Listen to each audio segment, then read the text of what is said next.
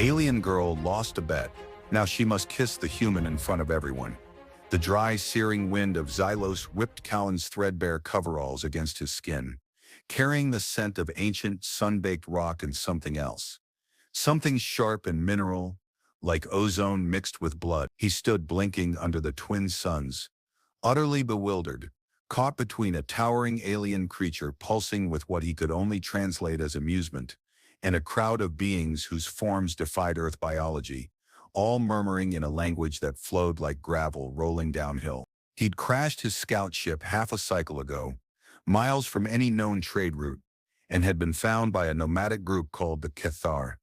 They were wary but not hostile, treating him with a bizarre mix of ritualistic caution and practical indifference. He'd learned their basic common tongue, a guttural mix of clicks and sonic pulses, mainly through trade gestures and sheer desperation.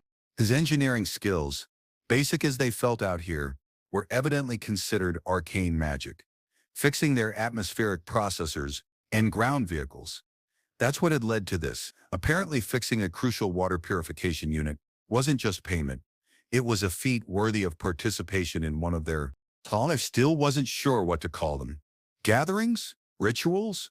The current one involved a complex, agonizingly slow game played with intricate geometric dust patterns on the ground, and somehow the highest-ranking female present had lost something involving honor and redemption. That female was the one directly in front of him, taller than him by half a meter, her form encased in segmented iridescent plates that shifted color with her mood. Currently a simmering, deep violet, her head was elongated, features sharp and angular, dominated by large, multifaceted eyes that seemed to absorb and refract the light. A delicate, almost crystalline crest ran from her brow ridge back over her skull. This was Kaylin, daughter of the Stone Speakers, a name whispered with reverence, an heiress to something important he didn't understand. She looked utterly displeased. The right demands it. The elder, a creature like woven bark with luminous internal veins, rumbled beside them, his voice resonating through Callan's chest. The oath of the forfeited must be honored. She must touch the outsider in the manner prescribed. Callan had heard whispers about the oath. It was tied to their complex honor system, to ancient bonds he couldn't grasp. And the manner prescribed, he'd asked. He'd gotten explanations that involved exchange of life force and recognition of resonance and marking the path, none of which made a lick of sense. But the practical upshot, according to his limited understanding and the frantic gestures of a slightly more sympathetic Cathar, who cleaned their water conduits, was simple. She had to kiss him, in front of everyone. Kaylin turned her head, her multifaceted eyes focusing on him, and Callan felt a strange intensity, like being scanned by something ancient and powerful. The violet of her plates deepened. "Outsider," she said, her voice a low, resonant hum that vibrated the air, utterly different from the elder's rumble. It was formal, precise, devoid of warmth. "Do you understand the weight of this?" Callan swallowed, the dust in his throat making it rough. "Look, a weight? Lady, I barely understand how you guys chew your food. I just fixed a filter. What weight are we talking about? Is this like a fine? Because I don't have any local currency, only worthless Federation credits and some space ration protein bars." A ripple went through the crowd. The elder made a sound that might have been a choked laugh. Kalen's head tilted slightly, a movement that somehow conveyed both confusion and disdain. "Currency? This is not trade. This is obligation. The bet of the binding stones was lost. By my hand. The consequence is union." "Union?" Callan felt his blood run cold. "Whoa, hold on. Union? As in marriage? Because I gotta tell you, my dating profile is way out of date, and I'm pretty sure stranded human mechanic isn't anyone's first pick for a life partner." Her iridescent plates flashed a sudden, startling azure before returning to violet. "Union of recognition," she corrected, her voice sharp. "A temporary merge of resonance to satisfy the oath. A kiss." She said the word kiss, like it was a scientific process involving volatile chemicals. "To mark the recognition of the outsider's worth in the eyes of the stones, and to cleanse the forfeit." Callan ran a hand through his sweat-matted hair. "Right, a cleanse kiss. Sounds sanitary. Look, If this is going to make things right with the magic rocks or whatever, fine. But can we keep it low-key? Like, maybe behind the really big dust devil? Kaylin didn't react to the humor. Her eyes studied him, calculating, assessing. There can be no concealment from the stones or the people. The right must be witnessed. She straightened her already imposing posture. The air around them felt heavier. Callan braced himself. He was about to be ritually kissed by an alien princess because he fixed a water filter. His life was officially ridiculous. Kaylin moved with a slow, deliberate grace that seemed both powerful and incredibly fragile. She stopped directly in front of Callan, her multifaceted eyes locking onto his. The air between them crackled, not just with the anticipation of the crowd, but with something else. Something that made the small device on Callan's wrist, a prototype atmospheric sensor, flicker erratically. It felt like static, but deeper, humming, beneath the surface of his skin. Her violet plates shifted to a pale, shimmering lavender, a color he hadn't seen before. Her hand, delicate yet tipped with sharp crystalline digits, lifted slowly towards his face. Callan tensed, unsure what to expect. Would it feel like skin, stone, something else entirely? The moment her fingertips brushed his cheek, a shock went through him. It wasn't just touch. It was a cascade of sensory data that overwhelmed his human mind. He saw flashes of light behind his eyes, felt a strange warmth blooming in his chest, and heard a chorus of faint, overlapping tones that seemed to resonate inside his skull. It was like plugging into a network he didn't know existed. Kalen's formal expression didn't change, but he sensed something beneath it, a flicker of the surprise. Discomfort? Her hand cupped his face, her touch unexpectedly gentle. Then she leaned in. Her lips were thin, firm, unlike human lips, and the kiss was not like any he'd ever experienced.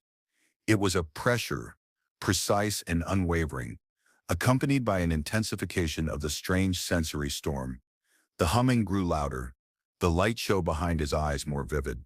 He felt a connection, a brief, intense merging, that bypassed language and thought. It was invasive, yet not unpleasant, like his very essence was being momentarily scanned and understood. The lavender shimmer intensified, bathing both of them in soft light. Then, just as suddenly, it was over. Kaylin pulled back, her hand dropping from his face. The sensory overload subsided, leaving Callan dizzy and disoriented. The crowd stirred, murmuring, but the gravelly tones seemed different now, edged with surprise, even awe. Kaylin's iridescent plates were now a vibrant, pulsing blue, a color of profound emotion he hadn't witnessed. Her formal mask had slipped, just for a fraction of a second. Her multifaceted eyes, usually so controlled, seemed wider, filled with a flicker of confusion that mirrored his own. The elder approached, his bark-like form rustling. He looked at Kaylin, then at Callan, his luminous internal veins pulsing faster. The resonance, he rumbled, his voice less ceremonial, more urgent. It is strong, stronger than anticipated for an outsider. The stones, they acknowledged the depth. Kaylin didn't speak, her gaze fixed on Callan. Her lips were parted slightly, her breath coming a little faster. Callan, still trying to regain his equilibrium, managed a weak grin. Yeah, well, I guess I'm just a resonant kind of guy. Did I pass the test? Am I cleansed? The elder ignored his attempt at humor. His eyes, like pools of dark oil, fixed on Kaylin. Daughter of stones, he said, his voice heavy. The rite is fulfilled, the oath, but it is satisfied. But the marking, he gestured vaguely between Kaylin and Callan. It runs deep. This resonance draws attention from those who seek to control the paths. Callan felt a chill that had nothing to do with the arid heat. The elder's tone had shifted from ritual pronouncement to grim warning. He looked at Kaylin again. Her blue plates were now flickering with flecks of black, a sign of distress he'd seen before. She wasn't just surprised by the kiss's effect. She was scared, and if the ritual kiss between a human and an alien princess could make her scared, Callan had a feeling his ridiculous life was about to get a whole lot more complicated. The murmuring in the crowd intensified, no longer just curiosity, but apprehension. Some of the Cathar pointed towards the horizon, where a faint line of dust was rising. The line of dust grew rapidly into a cloud, and soon, vehicles unlike the Kethar's sturdy ground crawlers were visible. They were sleek, dark, and fast, cutting across the arid plains with predatory efficiency. Tension rippled through the gathering. The Cathar scattered, abandoning their ritual site, seeking shelter behind rock formations and within the limited protection of their temporary structures. Kaelin, however, stood her ground, her blue and black flecked plates seeming to stiffen. The elder's voice, urgent and low, reached Callan. They are the Jakahal, kin betrayers. They claim the ancient paths, twisting the rites for power. They seek resonance, outsider. They will sense yours now that it is marked upon her. Callan's mind was racing. Resonance? Marked? What the hell had that kiss done? It wasn't just some symbolic peck on the cheek. It had evidently established some kind of measurable link, one that dangerous people were after. So, let me get this straight, Callan said, forcing himself to sound calmer than he felt. Your magic kiss tied me to her, made us glowy or something, and now bad guys who steal sacred paths are coming to scoop us up. Kaelin finally spoke, her voice tight. The resonance is not glowy. It is the echo of the stone bond, the ancient power of my lineage.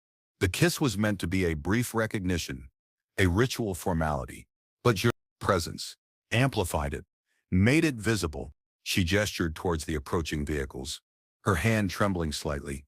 The Jakahal hunt those who carry strong resonance outside their control. They will try to capture us, to drain it. Or worse, drain it? Callan felt a fresh wave of panic. Like energy vampires. Is that a thing here? It is, Kaelin confirmed grimly. They use perverted stone tech. They leave our bond strength should fuel their power, not guide the people. Her blue plates solidified into a hard, defiant sapphire. We cannot remain here. The people are vulnerable. The elder nodded. She speaks truth. You are marked, both of you. Your resonance calls to them. You must leave. Seek the caves of whispers. Only there might you find protection, or the knowledge to sever this unwanted link. Sever it? Colin asked, hopeful. So this connection isn't permanent? Kaelin hesitated, her gaze flickered. The elder speaks of severing the visible resonance, the underlying bond that is tied to the stones. It is complex, great, more complexity. As the Jakahal vehicles closed in, Callan saw they weren't just ground vehicles. Smaller airborne craft detached from the larger ones, hovering menacingly. They were armed. Complex is fine, Callan said, grabbing Callan's arm instinctively. Her plates felt cool and smooth under his touch, and he felt that same strange, deep hum echo between them. We can work on complex later. Right now, we need to not be here. Where are these caves of whispers? How far? Kaelin didn't pull away from his grasp. South, she said, pointing towards a jagged range of mountains on the horizon, barely visible through the haze. Many cycles journey through the canyons of dying light.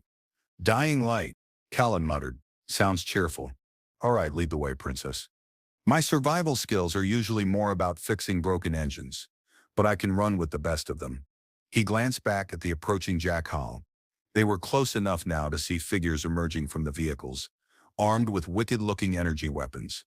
The Cathar elder pressed something small and cool into Callan's free hand. It was a smooth, dark stone.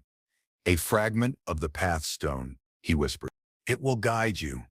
Its pulse resonates with the true path. The Jakahal technology. It is blind to its frequency. Callan pocketed the stone, grateful for the unexpected help. Kaelin pulled him, not gently, towards a hidden crevice in the rocks, a narrow opening he hadn't noticed before. Follow me, outsider, she commanded, her voice regaining its formal, imperious edge, though the lingering blue of her plates betrayed her inner turmoil. Do not fall behind. The canyons are unforgiving. As they scrambled into the creeves, the first energy blast from the Jakahal struck the ground where they had been standing moments before. The air filled with the smell of superheated rock. Survival was once again the main item on Callan's agenda. The narrow crevice led to a labyrinthine network of caves and tunnels, plunging them into cool darkness after the glare of the twin suns. The pathstone in Callan's pocket grew faintly warm, emitting a soft, rhythmic pulse that seemed to resonate with a strange hum he felt whenever Kalen was near. The air here was different, heavy with the scent of minerals and something ancient, like dry dust and forgotten time. Kalen moved with surprising speed and agility in the darkness, her form a shifting shadow ahead of him. She didn't speak, focused entirely on navigating the twisting passages. Kalen followed, stumbling occasionally on uneven ground, his hand pressed against the rough rock walls for guidance. The silence was broken only by their footsteps and their breathing. After what felt like hours, they emerged onto a high, narrow ledge overlooking a vast, shadowed canyon. The canyons of dying light lived up to their name. The suns were setting, casting long, dramatic shadows, and bathing the landscape in hues of deep orange and purple, the light seeming to drain away from the towering rock formations. It was desolate, beautiful, and utterly isolating. "They cannot follow us here easily," Kalen finally said, her voice quiet, echoing in the vast space. "Their large vehicles are useless. Their flyers risk ambush in the narrow passes at night." Kalen sank down onto the ledge, rubbing his aching legs. Ambush by what? More disgruntled rocks. Kalen turned, her plates now a dull, neutral gray in the fading light. "This territory belongs to the Shard Eaters, ancient territorial creatures. They tolerate the Kithar passage, but intruders, they are not welcome." Kalen sighed. "Great. Just when I thought it was safe to get attacked by just one species." He looked out over the canyon. "So what's the plan? Wait here until sunrise? Find a cozy Shard Eater nest to crash in?" Kalen moved past him, her form silhouetted against the dying light. "We travel at night. The Jakahal pursue by day. The pathstone will guide us through the passes. We must reach the lower canyon floor by dawn." Kalen stood, his muscles protesting. Forced march through monster-infested canyons. Sounds like a typical Tuesday. He patted his pocket where the stone pulsed. "So this thing, it really shows the way? Like a cosmic GPS? It resonates with the alignment of the ancient stones," Kalen explained, her voice formal even in exhaustion. "It guides those of the bond through dissonance. The Jakahal use forged resonance. It distorts their path through these lands. They will become lost." Kalen nodded, some of his confusion lifting. "Okay, so my magic kiss bond with you messes up their fake magic bond tech. Got it." "Kind of." He looked at her. In the faint light, her sharp features seemed softer, etched with wariness. "You holding up okay, princess? That kiss felt like it took something out of you." Kalen flinched slightly at princess. "My designation is Kalen," and the resonance surged. It was unexpected, a drain, but also something else. A ripple. She hesitated. "When our paths resonate through the stone, connects more than just location." Kalen felt the hum again, stronger now that they were talking about it. "Connects what? Our minds? Our snack preferences?" Kalen didn't smile. "Our echoes, memories, feelings," very faintly at first. "If the resonance deepens, it becomes invasive." Colin felt a prickle of unease. "Invasive? Like you'll know about that embarrassing time I tried to impress a girl by juggling thermal detonators?" Kalen stared at him, her expression unreadable. "I do not understand thermal detonators or juggling in this context. But yes, deep resonance shares echoes." Kalen suddenly felt very exposed, not just physically, but emotionally. The idea of this formal, untouchable alien woman potentially seeing into the messy, often stupid depths of his mind was unnerving. "Well, let's try to keep the resonance shallow then. Yeah? Maybe avoid holding hands or prolonged eye contact." Kalen turned away, starting down a steep, rocky slope. Avoidance is not always possible when the resonance is stirred. It is a force unto itself. Kalen sighed and followed her into the deepening gloom. Their shared trauma had just expanded from being hunted to potentially having their emotional underwear broadcast across the canyon. Navigating the canyons of dying light in the dark was brutal. The pathstone in Kalen's pocket pulsed steadily, a warm, guiding light that only he seemed to perceive. Kalen, relying on instinct and deep knowledge of the terrain, led them through narrow fissures, across treacherous scree slopes, and along cliff edges where a single misstep would be fatal. Kalen's human senses were pushed to their limit, relying on the stone's subtle pull and Kalen's occasional, clipped warnings. They didn't speak much, conserving energy, their communication reduced to gestures in the shared rhythm of their difficult journey. The dry humor had faded, replaced by grim determination. Hours bled into each other. Callan's muscles screamed, his lungs burned in the thin, dry air. Kaelin, despite her alien physiology, seemed equally strained. Her movements becoming slightly less fluid, her iridescent plates remaining a dull gray, reflecting her exhaustion. At one point, navigating a particularly precarious boulder field, Callan slipped. He cried out, scrabbling for purchase, sending a shower of rocks tumbling into the darkness below. Callan reacted instantly, spinning around and grabbing his arm with surprising strength. She held him suspended for a terrifying moment, her grip like steel, before hauling him back onto the path. He lay gasping on the rocks, heart pounding against his ribs. "Thanks," he wheezed, pushing himself up. Close one. "My gratitude circuits are overloading."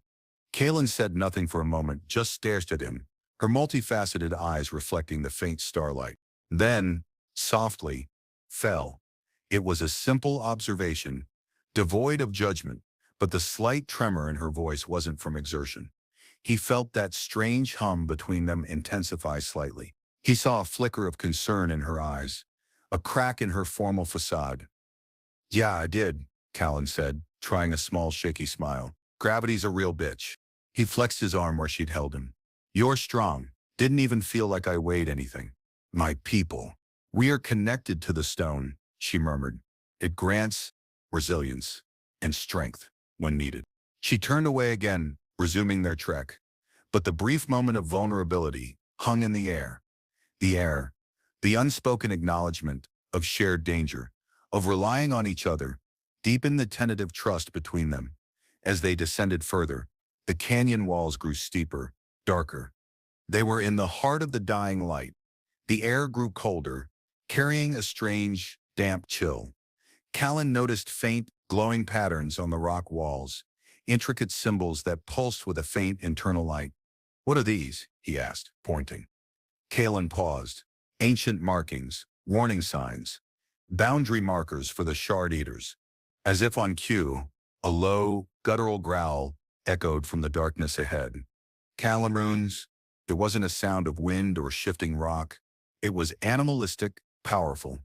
Kaelin's plates flashed a nervous amber. "Shard eater," she whispered, drawing a long, curved blade from a sheath on her back. The blade wasn't metal. It seemed to be forged from pure shimmering crystal, catching the faint light and pulsing with its own soft glow. A ritual weapon, perhaps. "Right," Callan said, backing away slowly. "So, shard eaters, they eat shards, I assume? Like sharp rocks? Do they have preferences? Maybe they're not big on carbon-based life forms." Kaelin ignored his nervous chatter, her attention fixed on the source of the sound. Two pinpricks of luminous green light appeared in the darkness, moving slowly. A large, armored form began to coalesce from the shadows, covered in what looked like sharp, jagged plates, its eyes glowing with cold hunger. It was significantly bigger than Callan, bigger than Kaelin, radiating a low growl that vibrated through the ground. This was survival, pure and simple. No more cultural misunderstandings, just predator and potential prey. Callan fumbled for the only weapon he had, a heavy wrench he'd kept from his ship's toolkit. It felt pathetic against the alien's crystal blade and the creature's sheer bulk. The shard eater lunged. Callan met the attack with surprising speed, her crystal blade flashing, deflecting a swipe from the creature's immense, rock-like claw. The impact sent a ringing sound echoing through the canyon. Callan, acting purely on instinct, hurled his wrench at the creature's glowing eyes. It wasn't a powerful throw, but it was a distraction. The shard eater recoiled momentarily, a low hiss escaping its armored maw. That brief pause was all Kaelin needed. She darted forward, her movements fluid and precise, and struck the creature in a vulnerable joint on its leg.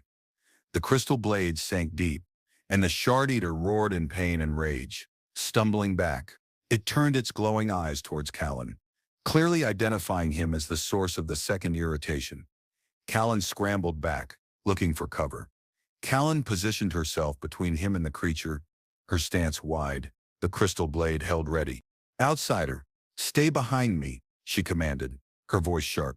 Its hide is tough, but its joints are weak. The shard eater, injured but not incapacitated, lunged again, faster this time.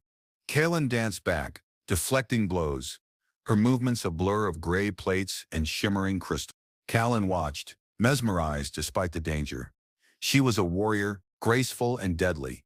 He saw her vulnerability, the strain of the fight on her form, but also a fierce determination that was breathtaking. He spotted a loose pile of rocks nearby. Grabbing a handful, he started throwing them, aiming for the creature's head. Anything to draw its attention away from Kalen. It was a pathetic tactic, but it helped. The shard eater hissed and snapped at the projectiles. Momentarily distracted, Kalen seized the opportunity, darting in and striking again, this time at the other leg joint. The creature let out another pained roar and collapsed onto its side, thrashing. Kalen didn't hesitate. She plunged the crystal blade deep into its exposed underside. The shard eater gave a final, shuddering cry and went still. Silence returned to the canyon, broken only by their ragged breathing. Kalen stood over the fallen creature, her chest heaving, her iridescent plates flickering with a chaotic mix of colors: red, black, amber, blue. Kalen cautiously approached, the wrench still clutched in his hand. Well, damn, he breathed, looking at the massive, dead creature. That was something. You were amazing, Kalen. He looked at her, at the raw exhaustion and tension etched on her features. Are you okay? Kalen slowly retracted her blade, its tip glowing faintly. She nodded, but it was a slow, weary movement. It is done. Shard eaters, they defend their territory fiercely, but they are not persistent once the threat is neutralized. She leaned against a rock face, the tension slowly draining from her body. Your projectiles, were a necessary distraction. They allowed the opening. Callan shrugged, feeling a rush of adrenaline mixed with relief. Hey, happy to help. Wrench throwing is an ancient Earth combat art. He looked at the crystal blade. That's quite the knife. You fight like you've done it a lot. I have, Kalen said, her voice low. My lineage? Cody, we are trained in the stone arts. The blade is attuned to my resonance. It channels power. She looked at him, her multifaceted eyes softening slightly. You did not flee. You stayed, though assisted. Julia, well, Callan said, feeling a warmth spread through him that wasn't just exertion. Someone had to watch your six. Besides, we're kind of bonded now, right? Team Kiss and Run? Kalen didn't react to the nickname, but a faint, almost imperceptible shimmer of soft light emanated from her, resonating with the pulse of the pathstone in his pocket. It was the resonance again, but different this time, quieter, more intimate. It felt like shared relief, shared survival. She looked at him, her gaze steady. The caves of whispers. They are closer now, we must rest, then continue. Callan nodded, suddenly feeling the full weight of his exhaustion. He sank down onto the rock, the cool stone a welcome relief. He looked at Kalen, at the way the faint starlight caught the remaining colors on her plates. They had faced death together, relied on each other completely. The union of recognition the kiss had created was deepening into something else, something forged in the crucible of shared survival. They rested for a short while, not daring to make a fire in the Shard Eater territory. The air grew colder still, a biting wind whistling through the canyons. Callan shivered in his thin coveralls. Kalen, seeming less affected by the cold, sat cross-legged, her crystal blade resting across her lap. Her eyes closed. Callan watched her, fascinated by her alien stillness, her silent communion with whatever forces she felt. He could still feel the faint hum of the resonance between them, a low thrumming beneath his skin, linking his heartbeat to hers in some inexplicable way. After a time, Kalen opened her eyes. They seemed darker, more luminous, in the faint light. We should move, she said softly. The Shard Eaters hunt singly in this region, but it is unwise to linger. Callan pushed himself up, his muscles stiff and sore. All right, lead the way. They continued their descent into the canyon depths. As they walked, the air grew damp, the temperature dropping significantly. The terrain became less rocky, giving way to smoother, water-worn surfaces. The glowing symbols on the walls became more numerous, pulsing with a stronger light now. They felt less like warnings and more like markers. "Are we close?" Callan asked, his breath misting in the cold air. Callan nodded. "The caves are beyond this descent. These markings, they indicate proximity to the deep stone veins, the source of the past stone's power." They reached the canyon floor just as the first faint light of dawn began to touch the highest peaks. Far above, the bottom of the canyon was filled with a thick, swirling mist that glowed with an ethereal blue light emanating from the ground itself. It was like walking through a dream. Towering rock formations, sculpted by eons of wind and water, rose like silent sentinels from the mist. In the center of the small clearing they entered, partially shrouded by the blue haze, was an opening into the rock face. Not a cave entrance, but a deliberate geometric archway, carved with the same glowing symbols they had seen on the canyon walls. Pulsing with immense power, this had to be it. "The Caves of Whispers." "The entrance," Callan stated, stopping before the archway. Her iridescent plates, which had been gray in the dark, now caught the blue light of the mist, shimmering with an almost blinding intensity. The resonance between them surged, making Callan's teeth ache. The pathstone in his pocket was now throbbing with heat. "It is stronger than I expected here," Callan murmured, placing a hand on the glowing archway. "The stone veins are close. The ancient power, it resonates." Callan felt it too, a profound sense of energy radiating from the rock, from the archway, from Callan herself. It was overwhelming, like standing too close to a sonic amplifier. "Yeah, no kidding," he managed, shielding his eyes slightly from the glare of her plates. "It's like standing in a microwave set to stun." Callan glanced at him, a flicker of something like amusement touching her eyes. "A microwave? Your Earth comparisons. They are unique." She turned back to the archway. "The caves will offer sanctuary from the Jakahal, but within, the resonance is amplified. We must be careful." As she spoke, the glowing symbols on the archway pulsed in response to her voice, and the archway itself seemed to shimmer, the air within it distorting. "Careful how?" Callan asked. "What happens if the resonance gets too strong?" Callan hesitated, her gaze drifting to him. "The stones seek balance. When two resonant entities are in proximity within the deep stone veins, they seek equilibrium. A deeper merge." Callan swallowed hard. "A deeper merge? You mean, like, are echoes getting mixed up again?" Callan looked at him, her multifaceted eyes holding his. "Not just echoes, outsider, essence, body, mind. The resonance, it binds, to become one, until balance is achieved. It is the ancient purpose of the bond." "Oh, hell no." Callan felt the blood drain from his face. This wasn't just about dodging bad guys anymore. This was about losing himself, merging with an alien princess inside a glowing magic cave. His ridiculous life had just taken a hard turn into terrifying, intimate absurdity. Callan stared at the glowing archway, then at Callan, a cold knot forming in his stomach. "One, like, permanently. Like we become a single, vaguely humanoid alien hybrid consciousness." Callan shook her head slowly, her plates shimmering. "Not permanently. The merge is a process. It aligns the resonance. It allows two separate beings to understand each other at a fundamental level, to share burden and strength. It is part of the ancient bond rites when they were performed willingly." She looked away, her voice dropping. "The Jakahal, they seek to force this merge, or pervert it to steal the power of another's resonance. They will try to find us even here if we cannot control the surge." Callan rubbed his temples. "Right, so it's either get hunted down and possibly drained by alien energy vampires, or go into the glowy cave and emerge with you. Like mind and body merge." He felt a surge of panic mixed with a bizarre curiosity. "Is there, like, a manual for this? A consent form?" Callan's lips, thin and non-human, curved slightly, a rare, almost imperceptible expression that might have been amusement. "There are rites, protocols. But those are for willing participants. For us, forced by circumstance and pursuit, for good it will be. Raw." She looked back at the archway, her gaze distant.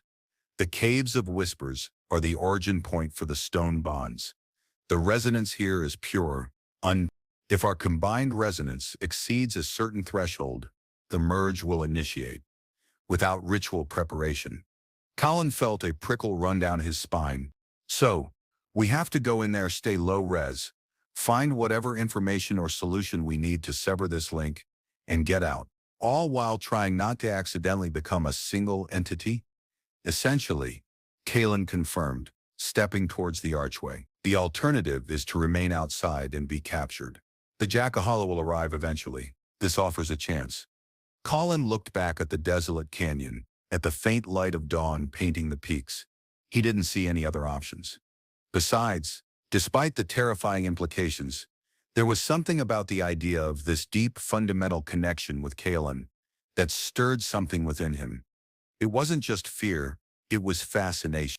He'd been adrift, alone, for so long. The accidental kiss, the forced bond, had thrust him into a world he didn't understand, but it had also given him a purpose and a companion. "All right," Callan said, stepping up beside her. The resonance between them surged again, almost painful in its intensity. "Let's go merge. Or not merge. Whatever. Just try not to judge me when you're rummaging around in my brain, okay? There's some weird stuff in there." Kaylin met his gaze, her eyes unreadable. "Your weird stuff, it is part of your echo. It has allowed you to survive, to adapt." She stepped through the shimmering archway, and Callan followed her into the Caves of Whispers. The air inside was thick with the same blue mist, glowing intensely, illuminating caverns filled with pulsating, crystal-like formations. The hum of the resonance was deafening here, vibrating through his bones. Every step amplified the connection them. It felt like walking into the heart of an ancient living machine. As they moved deeper, the glowing crystals around them seemed to respond to their presence, their light intensifying, pulsing in sync with the rhythm that now thrummed between Callan and Kalen. The air grew warmer, humid. The silence was broken only by the low thrum of the resonance and the soft echoes of their footsteps on the damp cave floor. They needed to find the core of the caves, the source of the stone bond, where the knowledge they needed might reside. But the journey through the caves felt less like a trek and more like a descent into a shared consciousness. Images flickered at the edge of Callan's vision, sounds whispered in his mind. Not his own thoughts, but fragments of Kalen's experience. Glimpses of her formal life, her burdens, her loneliness.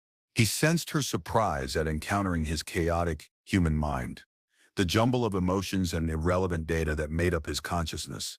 And he sensed her struggle, the immense effort she was expending to control the escalating resonance, to prevent the involuntary merge. The true test of their bond wasn't outside fighting the Jakahal or the Shard Eaters.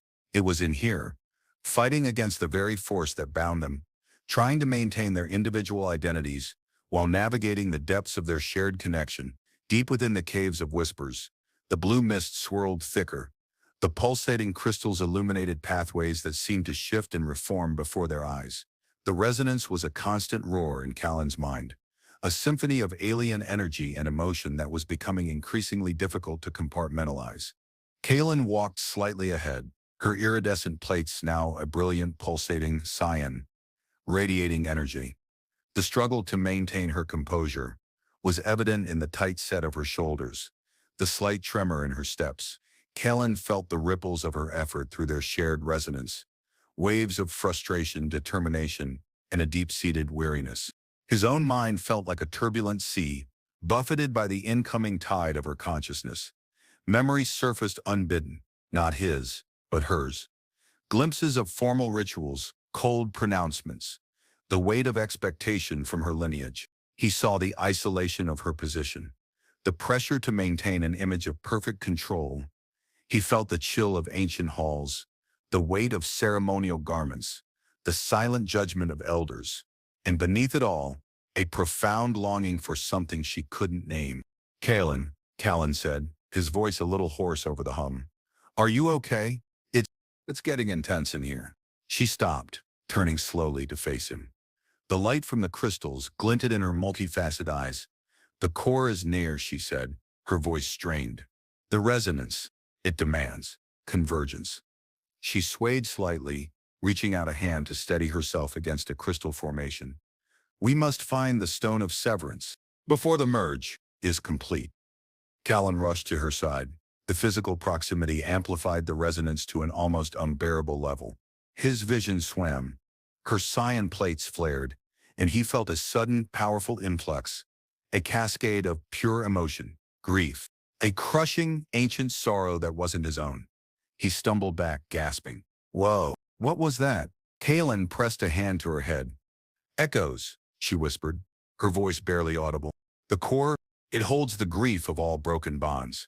It resonates. Through us. She looked at him, her eyes wide. We must hurry. I cannot hold it back much longer. The merge wasn't just about physical or mental fusion. It was about absorbing the emotional history of the stones, of her lineage. And if that sorrow was any indication, it was a heavy burden. Driven by a desperate need to protect her and himself, Callan forced himself to focus.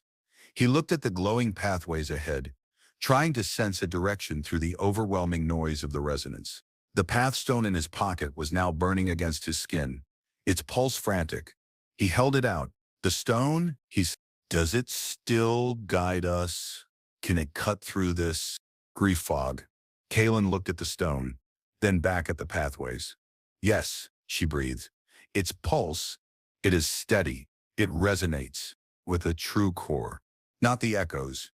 She placed her hand on his, guiding his arm, pointing towards a narrow passage that pulsed with a slightly different frequency of light. They moved forward, clinging to the pathstone's steady pulse, like a lifeline in a storm of sensation and emotion. The echoes of grief swirled around them, overwhelming at times, threatening to pull them under. Callan held tightly to Kaelin's hand, his human touch a small anchor in the alien chaos. Her hand felt cool, smooth, radiating heat from her plates, but also the tremor of her struggle. Through the swirling emotional storm, he felt her gratitude for his presence, for his grounding reality amidst the overwhelming alien energy, and something else, a fragile, blossoming hope. They reached a large cavern at the end of the passage. In the center stood a single immense crystal, pulsating with a deep, resonant hum that was both terrifying and strangely comforting. It wasn't blue like the others. It was a swirling vortex of light, colors shifting and changing within its depths. This was the core. This was the stone of severance, the source of the bond and the only potential undoing. The resonance here was absolute. Callan felt his consciousness begin to fray at the edges, his sense of self blurring. He looked at Kaelin, saw his own fear reflected in her widening eyes, and knew they were out of time. The merge was coming. The merge hit them like a wave, a sudden, overwhelming flood of sensation, thought, and emotion. Callan's human mind fractured, unable to process the sheer volume of data. He was no longer just Callan. He was Callan and Callan. Their consciousnesses intertwined, their memories and feelings blending into a single turbulent stream. He saw his life through her eyes, the strangeness of his physical form, the baffling nature of his humor, the surprising depth of his resilience. He felt her burdens, the weight of lineage, the cold pressure of expectation, the deep ache of her enforced isolation. He experienced the resonance from within her, a powerful inherent connection to the ancient stones, a sense of belonging and duty that transcended individual desire. And she experienced his life, the vastness of space travel, the ache of loneliness, the simple joy of fixing something broken, the surprising warmth of human connection. She felt his fear, his stubborn determination, the underlying tenderness he hid beneath his sarcasm. She saw the absurdity of his situation through his eyes, and for a fleeting moment, the ancient grief of the stones was overlaid with a ripple of genuine amusement. It wasn't a peaceful merging. It was a struggle for equilibrium. Their individual essences, so different, clashed and swirled, seeking a new balance. The air in the cavern vibrated with their combined energy. Kaelin's physical form seemed to radiate pure light, her plates dissolving into a shimmering aura that enveloped Callan. He felt his own body become less solid, less defined, blending with hers in the intense blue mist. Memories entwines not just surface thoughts, but deep-seated traumas and vulnerabilities. Callan felt the echoes of Kalen's past pain, a forced separation, a betrayal, a loss tied to the Jakahal. And Kalan felt the raw wounds of Colin's history, the failure that led to his disgrace, the loneliness of his wandering, the quiet longing for a place to belong. Their shared trauma, their shared survival, had created a fertile ground for this unwilling intimacy. It was terrifying, losing the boundaries of self, but it was also profoundly intimate, a connection deeper than anything either of them had ever known.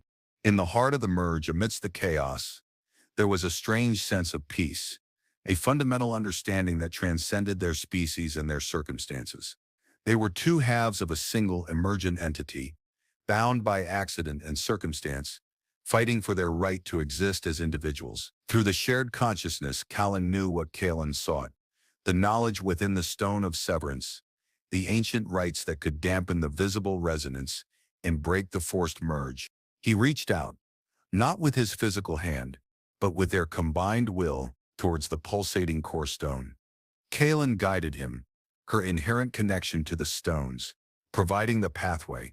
They poured their combined energy, their struggle, their shared desperate hope into the stone. The stone pulsed in response, the swirling vortex of light within it intensifying. Images flashed through their merged consciousness, ancient Cathar, performing rituals of severance and reconnection, acknowledging the delicate balance of the bond. The stone shared its knowledge, not in words but in pure data streams, in resonant frequencies. They understood. The forced merge could not be instantly undone without shattering their essences, but the visibility of the resonance could be shielded. A specific frequency, a counterpulse, generated through focused intent and anchored by the bond itself. It required absolute unity of purpose, a perfect resonance between them, and it required a sacrifice. The surface strength of the bond would be hidden, but the underlying connection, the core merge they had just experienced, would be sealed. They would remain intrinsically linked, their echoes forever intertwined. It was a form of severance, but not the one Callan had hoped for. Not separation, but intricate, hidden from the outside world, a secret bond forged in crisis. The knowledge transferred, the intense, blinding light of the merge began to subside. Callan felt his consciousness reasserting itself, the boundaries of his physical form returning. Callan's shimmering aura solidified, her iridescent plates reforming, though they pulsed with an unsteady light. They stumbled back from the core stone, collapsing onto the damp cave floor, gasping for breath. The intense hum of the resonance in the cavern lessened, dampening to a low thrum, still present but no longer overwhelming. They were separate again, but irrevocably changed. Callan looked at Kalan, seeing her with new eyes. He had seen into her heart, felt the weight of her world, understood her in a way no one else could. And she, he knew, had seen him, the messy, flawed, but ultimately enduring human he was. We did it, Callan whispered, his voice raspy. We didn't become one giant amorphous blob. Kalan's plate settled into a soft, steady luminescence, no longer the chaotic pulsing of moments before. Her multifaceted eyes met his, and he saw the deep, intimate knowledge held within them. The formality was still there, a lifetime of training, but it was overlaid with something new: vulnerability, understanding, and the quiet acknowledgement of their shared reality. The visible resonance, it is shielded, she confirmed, her voice soft. The stone provided the counterfrequency. The Jakahal will not sense us as easily now. She hesitated, then looked down at her hands, flexing her crystalline digits. But the core bond, it is sealed between us. Forever. Callan nodded, the weight of her words sinking in. Forever. The accidental kiss, the forced flight, the terrifying merge, it had all led to this, an unbreakable, hidden bond with an alien princess. Yeah, he said softly. Forever. He felt the subtle thrum between them, no longer a violent storm, but a steady, comforting pulse. It was part of him now, part of her. What now, princess? He used the nickname again, and this time she didn't flinch. My designation is Kalan, she said, But there was no heat in the correction. She looked up, her gaze distant for a moment, as if seeing beyond the cave walls. The Jakahal will still hunt. Though blind to our strongest resonance, they know we possess the knowledge of the caves. They will search. She looked back at him. My people, they are scattered, vulnerable. The Jakahal's power grows, fueled by their perversion of the stone arts. They seek to control all the ancient paths. And the stone of severance, does it just hide the bond, or is there more? Is there a way? I don't know. Fight back, Callan asked. Callan pushed herself up, slowly, leaning against the core stone. The stone taught us of balance, she said, of the true purpose of the bond. It is not for power, but for unity, for guiding the people. The rites, they are a reflection of this balance. She looked at him, a flicker of steel entering her eyes. The Jakahal distort the rites. They create dissonance. If the true rites can be restored, if a strong, true bond can be witnessed by the people, it might offer a path to resistance. A strong, true bond. She was talking about them. The accidental, unwilling bond forged between a human and an alien heiress. It wasn't just a personal connection anymore. It had become a potential weapon, a symbol of resistance against a corrupt power. So, we don't just hide, Callan said, a spark igniting within him.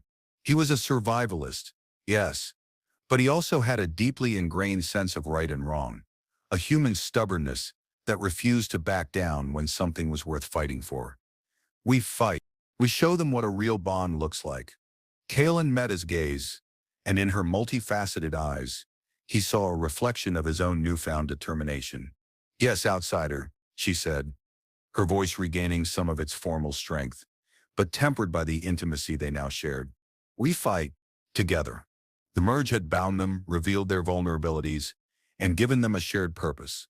The accidental kiss had started a chain of events that had led them here, two disparate beings forged into an unlikely unit, ready to face down an empire. They spent several more cycles in the caves of whispers, hidden from the outside world, recovering their strength and processing the aftermath of the merge.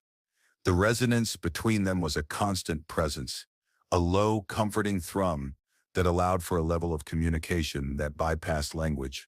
Callan found he could sense Callan's moods, her intentions, the subtle shifts in her emotional state, and she, he knew, could do the same with him. It was strange, intrusive, and yet strangely comforting in their isolation. They practiced controlling the shielded resonance, learning to communicate through the subtle frequencies, to share information and coordinate their movements without a word. It was a new language, one only they shared. Callan, drawing on the knowledge absorbed from the stone, began to explain the ancient rites, the true purpose of the stone bond, the history of her lineage, and the long, slow corruption that had led to the rise of the Jakahal. Callan, in turn, shared stories of Earth, of human ingenuity and resilience, of the messy, chaotic strength of his species. They were two worlds colliding, not just physically, but emotionally and culturally, finding common ground in their shared vulnerability and their growing connection. One cycle, while exploring a deeper part of the caves, they found a hidden cache, ancient artifacts of the Cathar, stored away for safekeeping. Among them were traditional Qatar garments, sturdy and practical, and a second crystal blade, smaller than Callan's, but resonating with a similar power. It was clearly meant for a partner, a bonded pair. Callan picked it up, holding it out to Callan. This is a blade of union, she explained, her voice quiet. For a bonded pair, it responds to shared resonance. Callan took the blade. It felt heavy and right in his hand, pulsing faintly in time with the pathstone and the thrum between him and Callan. It wasn't just a weapon, it is a symbol of their connection, a physical manifestation of their hidden bond. So, Callan said, testing the weight of the blade, I guess we're officially a bonded pair now, with matching accessories. Callan looked at him, a hint of that rare amusement in her eyes. It seems fate, or the stones, have deemed it so, outsider. They spoke of the future, of the dangers ahead.